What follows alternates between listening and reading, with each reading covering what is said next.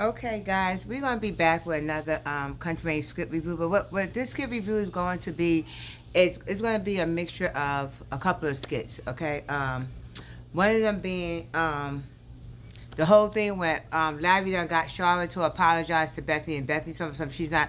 When Charlotte drop off the goods tonight, she's not going out there. She's not going out there because she don't want Larry to find out what the fuck she said.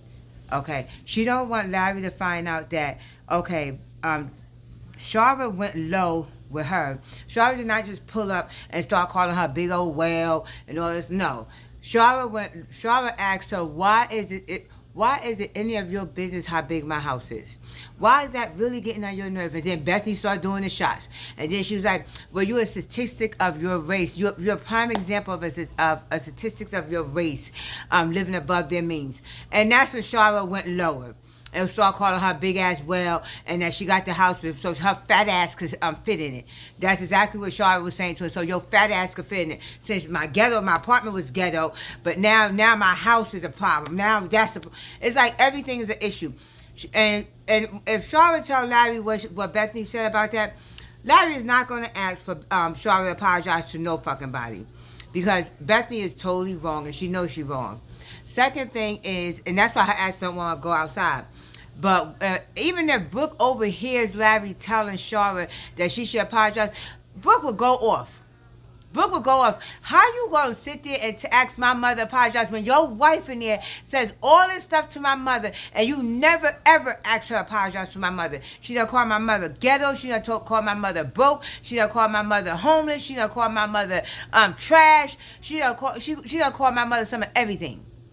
And that's why I'm so glad that Brooke is at the age that she's at now, because she defends her mom.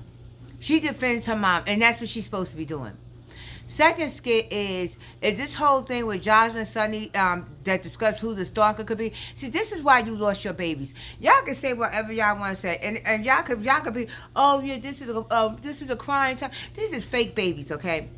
Fake babies. But this is why she lost them, because she don't mind her business. She always into something else instead of sitting her ass down. That is why. Sonny was always into something else. Just sit your ass down. But you don't. You don't. You don't do that. You want to be all up in the business like you some damn gangster. Okay? Okay. You slap Liz. You slap Kendrick cousin Liz. That's it. And then you gonna sit here and you gonna talk with Dom. You gonna talk with Sonny, with Jocelyn. But Jocelyn knew that Dom was messing back with Mike. She knew, and she played in your face, so she knew. And that's why I said, everybody said, "Oh, you're Jocelyn, both for Jocelyn." Let Ty walk into that scene. Okay, there would be no ring. There would be no engagement. There would be nothing. And you're gonna sit here, and I'm sorry, if if some of you like this in real life. That's why there's a case going on right now when that damn girl shot that other girl.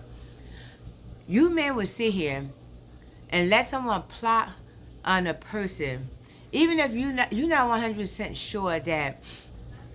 Oh, excuse me, I feel like I gotta sneeze. I'm trying to see if it's gonna come, but it's not. You would sit here and let somebody plot on a person that might be carrying your child. Okay? I wouldn't care what the fuck she did. First thing I tell you, you're not touching her. Until I find out if she's really pregnant, no, you ain't. You think I'm gonna sit here and let you kill my child? Is you out your damn mind?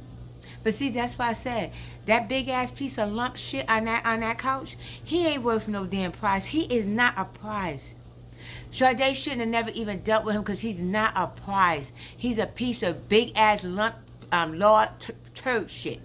Okay, that's what he is. Okay, but and this is why I keep saying, this is why Sonny lost them fucking babies, because she's always in somebody else's fucking business.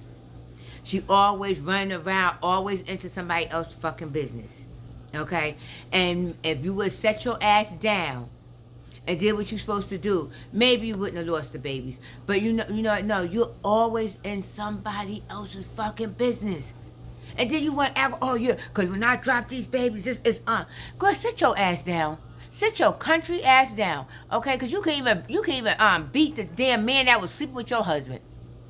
Okay, you can even beat his ass. So sit your ass down. Sit your ass down somewhere. The other skit I'm talking about is when Jocelyn's dream ring becomes a promise ring. Okay, first of all, I don't understand how. Well, let me put it this way. The writers fucked this up. The writers actually let this whole skit with Jocelyn, Sade, and Ralphie go to a wayside. Because this could have been so much of a bigger skit than this shit right here. Than this bullshit right here. This could have been so much of a bigger skit. I do not see Ralphie and Jocelyn together. I never have seen them together. I never was for that together. Now, when Ralphie was dating, I think her name was, it wasn't Michelle, but it was Michelle's friend. And then she went and got her a boyfriend because the same shit was happening. He was sitting there messing around with Ty and Jocelyn and shit. So she went and got her a boyfriend. I think it was Corey. I think her name was Corey. But same shit. She was all of a sudden he's starting to date her. Then all of a sudden Jocelyn want to come in. Then that's when she was like, then all of a sudden Ty is around and Jocelyn sitting there playing both of them. And now Ralphie done let her go. That's why I said that's not a prize. That's just more additional weight on you. And for them to be saying, oh yeah, I'm getting me a ring. Ty walking that jewelry store right now, she'd drop that damn ring on the floor. She'd drop that damn ring on the floor. But we're going to see how this play out. We're going to see because if you allow someone to plot on your unborn child, and because you don't even know if it's true or not, and you think life is going to be good for you, okay. Lord always tell you, karma comes back. And Sonny is getting that karma because you think that everybody was like, oh, I'm so sad. But let's look at it.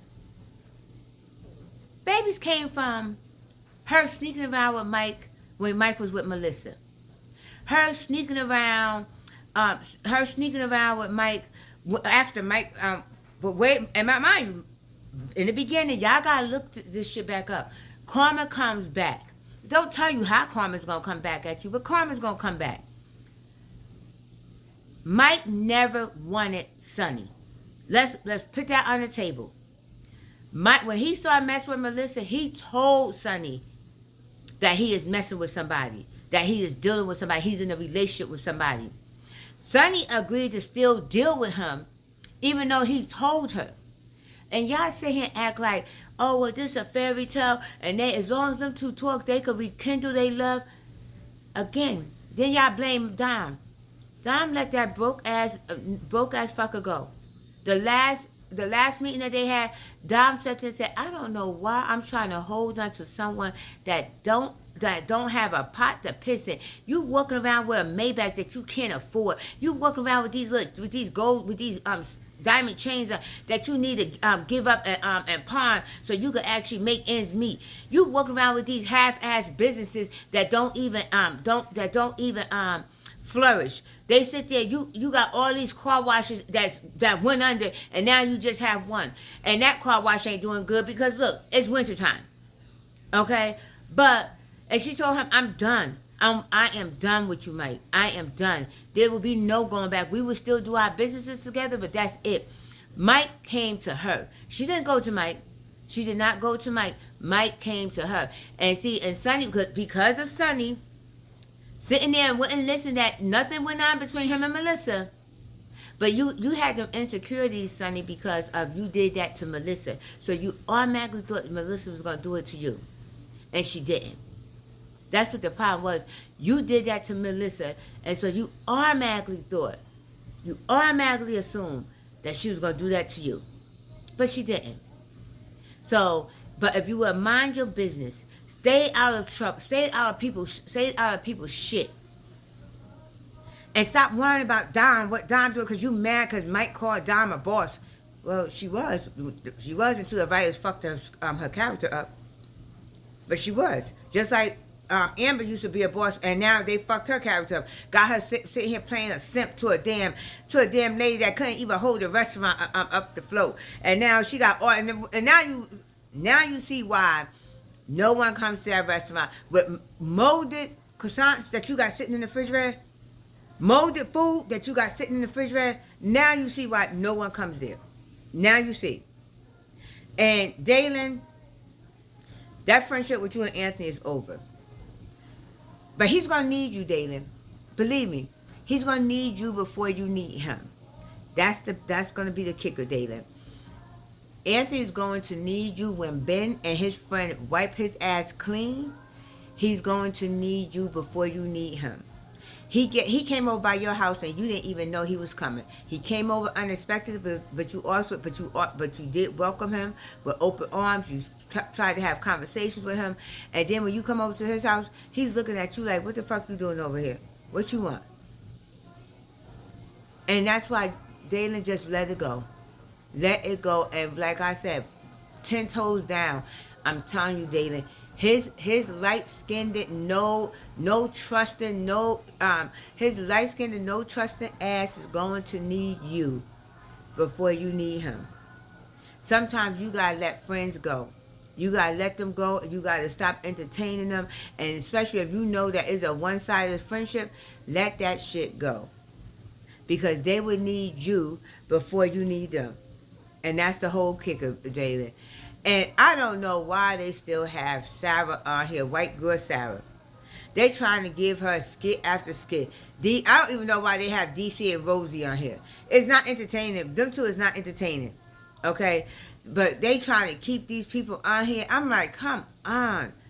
Come on. She look like a Barbie doll that's about to bust at any day now. Face, boobs, ass, the whole thing. Okay?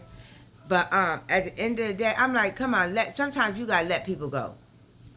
The storyline that ran its course, you gotta let them go. But it seems like Wayne just trying to keep these people on, especially the white people. But it just seems like he's just trying to keep these people on. You need to let people go, okay? And please get some writers that do not share your vision, because maybe the skits would get better. I'm thinking this year, everybody gonna get exposed. We're gonna have better skits this year. The year started off right, but then we go right back to this shit. We go right back to this shit. And if I was Dalen, and I'm sorry to say, if I was Dalen, I would wait until Anthony loses all his money and he comes to you and tell you that he lost all his money. I would call Amber and be like, Amber, your husband was still hiding more assets from you, right? He came over. That's why I don't talk to him no more. Because he came over and he got mad because Ben coached him to only put you on 2 accounts, but because that will satisfy you. But he came over and yeah, he's hiding more assets. Ben helped him hide more assets. But anyway, I just wanted to bring them skits out because I am not watching them. I don't understand what the issue is when it comes to all this. They done demoted Amber and so many different characters. It don't make no damn sense. But I do like her answer that she gave Shayla. And when Shayla asked her, in the future, do you see her being wife material?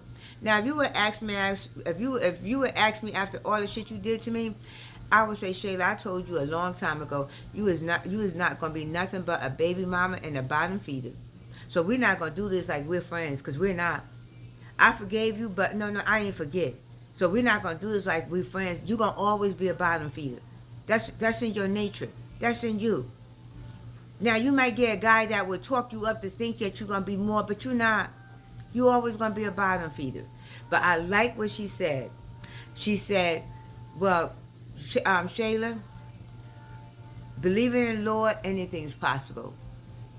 But I wouldn't have said that. She was being a graceful woman. I wouldn't have said that shit. I would say, bitch, get out of here. You're a bottom feeder. You're a bottom feeder, and you're never going to be nothing else but a bottom feeder and a baby mama. That's what you're going to be. You're going to be a stepping stone for somebody laying you, and then that's it. They planting you, and then that's it. You're going to be a baby. You're going to be a baby mama. That's what you always going to be in life, a baby mama. I would have said that. Because, I'm sorry, I'm I'm sorry. The Lord always forgives me every day, but I am not there. And I'm damn sure not him. I am damn sure not him, because shit, if I was him, I think half of y'all be already up and down there in hell. I'm sorry. But thank you guys for tuning in and listening to the Talk of the Table. Let's chat. Continue to like, share, and subscribe, and continue to leave your comments. I know I be talking a lot, but we're gonna keep this. I'm Tasha, and we're gonna keep this rolling.